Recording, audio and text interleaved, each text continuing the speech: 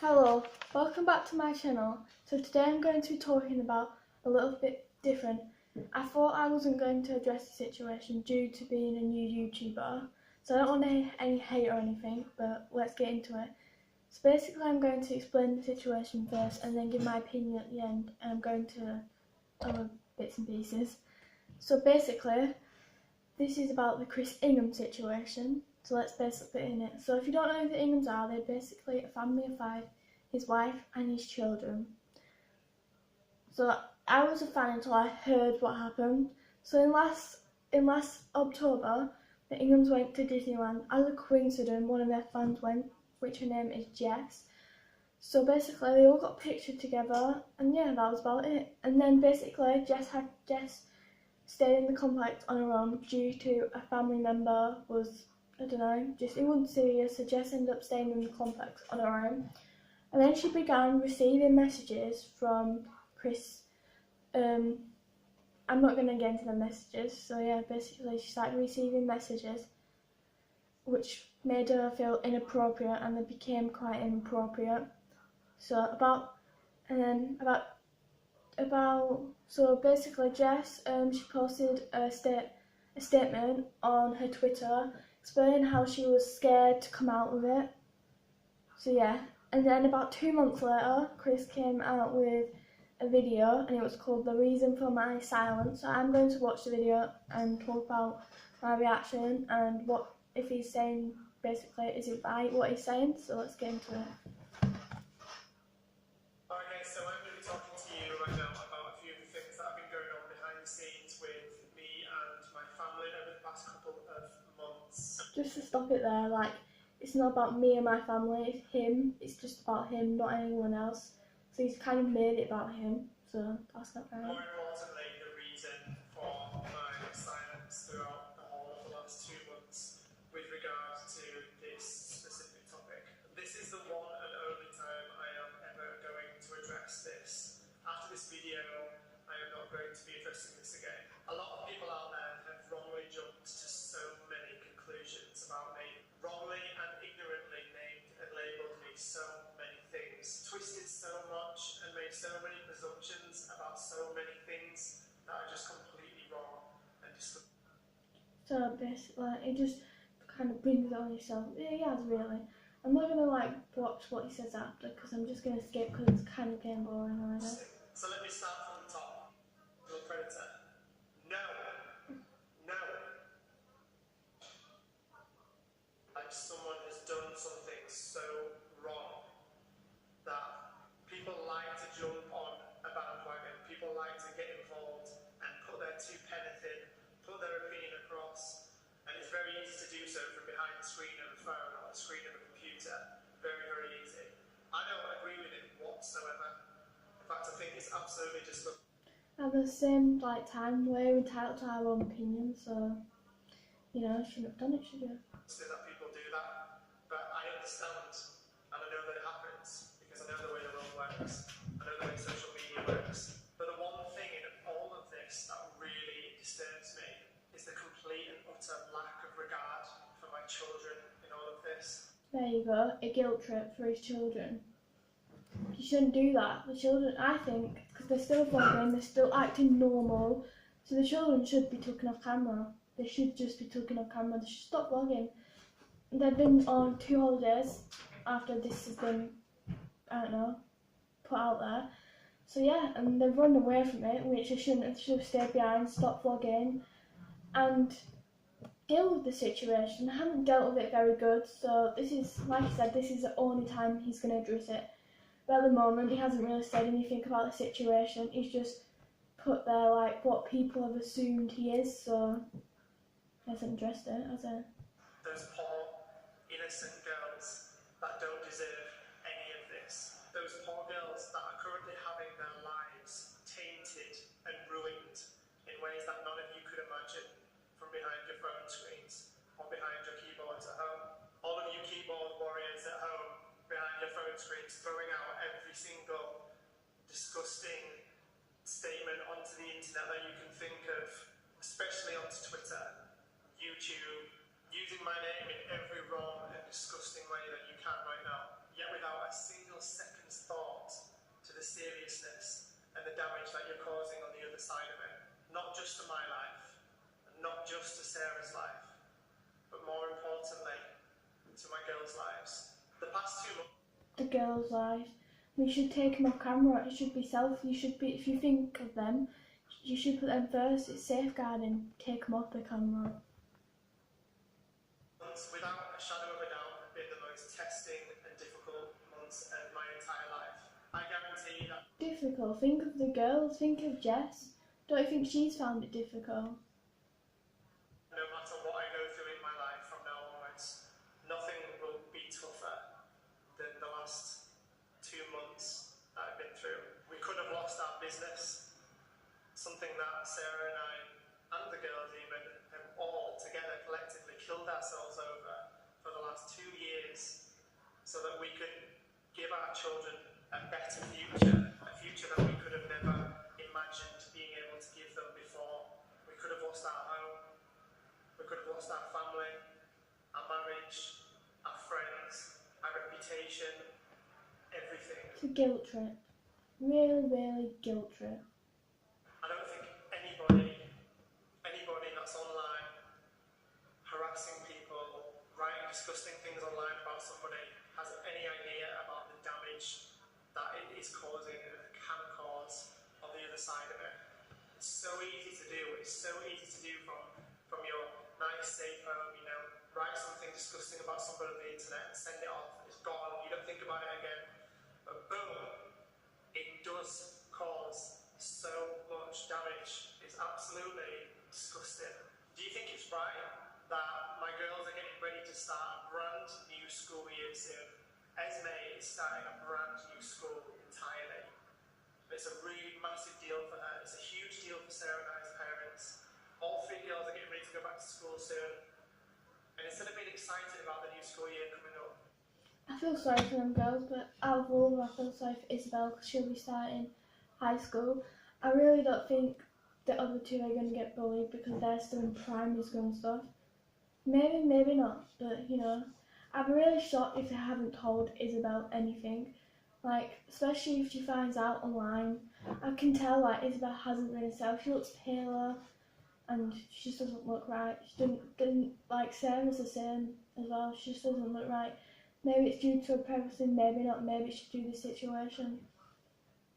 instead of being excited about Esme's brand new school year coming up and all the amazing changes she's going to go through or she would be going through, instead of being excited about that, the only thing that Sarah and I are feeling right now is the worst worry and anxiety that you could imagine about the fact that our children are probably going to go back to school this term and be relentlessly bullied by people, ignorantly and misguidedly, relentlessly bullied by people who misguidedly, completely ignorantly and wrongly think, like, you couldn't even imagine the disgusting things that were being written about us. That alone is the only reason Sarah and I deleted our Twitter accounts, for our own sanity.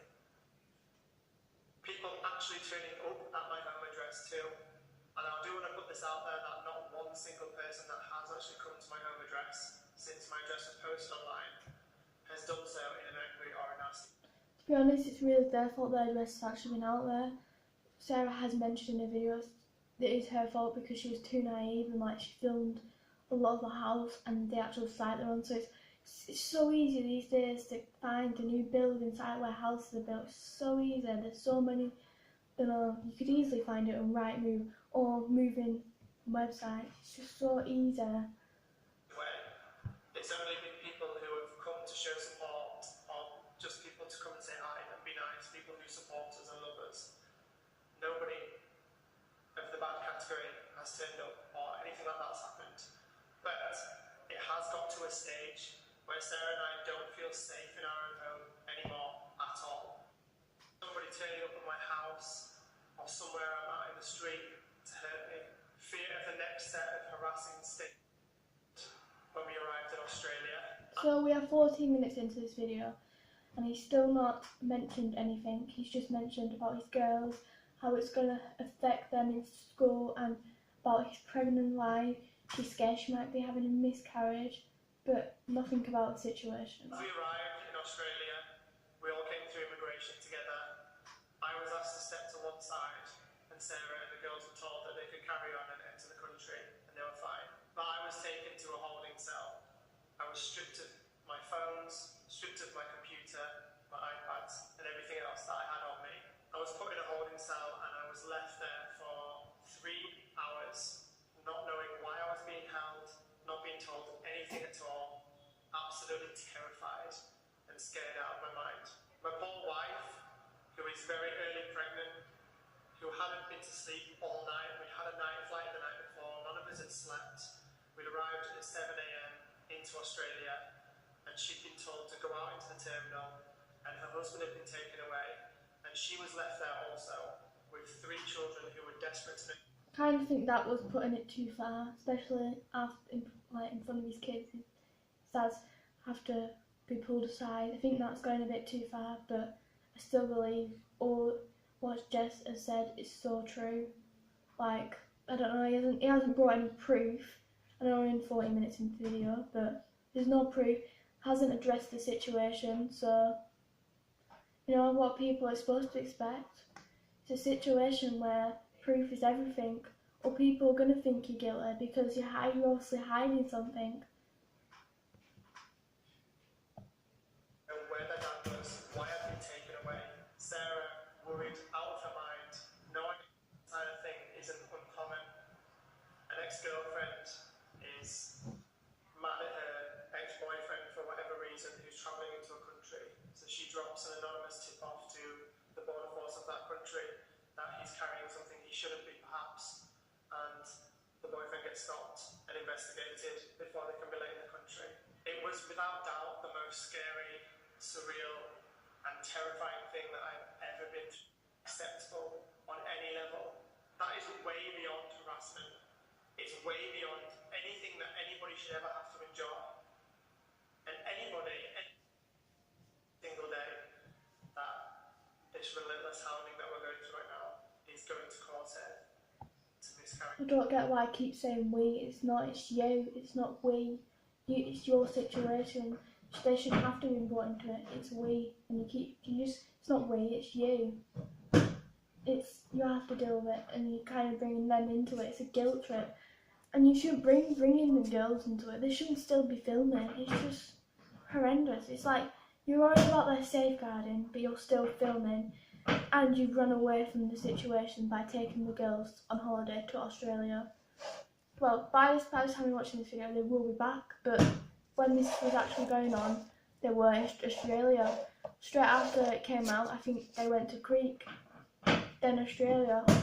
And Alfie Days, he's been trying to message him, nothing back, so he's been trying, and like, if this was like, I don't know, if this was me, I'd be out there on the web saying, look, I'm guilty, and you know, I'm not guilty, and like, prove evidence. I don't think this video has been sort of a waste of time, hasn't addressed anything, hasn't mentioned a thing about these girls. He's just been saying, poor old me, and it's not poor you, it's poor all them girls. You're making yourself look like the victim, and no, you're not the victim. There's girls out there which this has happened to is the victim. And it's not right. You can't just bring guilt trip because of your children and pregnant. I really do feel sorry for him and Sarah, but you just don't bring them in. You're supposed to be speaking about the situation, and you haven't. You've just been speaking about, you know, what happened in Australia. I've been pulled aside, and the death threats you've been getting, why you took some social media down. But he hasn't explained it, so I think this is like a waste of time. Before I go, I thought I'd explain my opinion on this.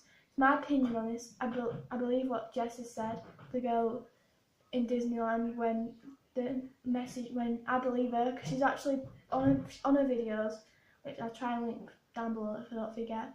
She showed screenshots. She didn't have the Twitter direct messages due to deleting them because she was scared. So she went into her email and she basically showed, like, because when you message it says someone has sent you a message. So it said Chris Ingham has sent you a message, and she said like, I think there was like, she showed us some of the messages on the actual email. Said she couldn't show all of it because it was her personal email and she couldn't go over it to just get the messages up. And yeah, and then Jess is like the main girl at the moment because I haven't heard any. I've heard some other girls, but I think Jess is being so exploited, and like Chris hasn't apologised or anything for his actions. And he said about his lawyers, I really don't believe it about the lawyers. I honestly don't believe he's got any lawyers whatsoever. And like, the fact is, Jess has just made a video saying it's called Dear Chris Ingham. By the way, her YouTube channel is called Life of Jess, so if you want to go check it out, you can. But she hasn't been contacted by the lawyers once, so it's a bit weird, isn't it? Doesn't add up there, does it? And then she's got more on her side to prove. She's got evidence. She's got the messages. So yeah, that's all I'm going to be doing for today. But it's just really sick. He's got a wife and he's in his 30s and she's 16. And in America, I think it's the age is higher of consent, but in the UK it's not. So I think they're not dealing with the situation properly at all. I was going to read a new article out, but they're all online. People can go find them. But just put Chris Ingham, they'll all come up in the news. He's been in the Sun, the Mirror, and he might have been in the Metro as well. So yeah, but no, this is just a waste of 22 minutes. Thanks for watching, and I'll see you Sunday. Bye.